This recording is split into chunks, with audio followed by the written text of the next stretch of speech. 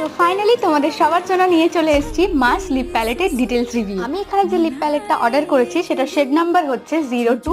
মার্সের এই লিপ প্যালেটটা 3টে শেডে আসে। এটার প্রাইস রয়েছে 349, কিন্তু যে কোনো ধরনের অফারে কিনলে তোমরা কিন্তু এটা 300 এর মধ্যে আরামসে পেয়ে যাবে। প্রত্যেকটাতে কালার থিওরি আলাদা হলেও তোমরা কিন্তু প্রত্যেকটাতে 16টা করে শেড পেয়ে যাবে। আর তার সাথে লিপস্টিকটা অ্যাপ্লাই করার জন্য তোমরা কিন্তু পেয়ে যাবে একটা ব্রাশ, যার একটা সাইড হচ্ছে স্প্যাচুলা। এরপর আমরা চলে এসেছি অ্যাপ্লিকেশনে। সবার প্রথমে আমি একটা নিউড শেড তোমাদের লাগিয়ে দেখাবো। লিপস্টিক গুলো খুব ক্রিমি, খুব সহজেই অ্যাপ্লাই হচ্ছিল, কিন্তু এটার ফিনিশিংটা কিন্তু একদমই ম্যাট নয়। তোমরা যারা একটু ক্রিমি লিপস্টিক চাইছো তারা কিন্তু এটা অবশ্যই নিতে পারো, কিন্তু তোমরা যারা ম্যাট লিপস্টিক চাইছো তারা কিন্তু একদমই এটা নিতে চাও না, তোমরা একদমই স্যাটিসফাই হবে না।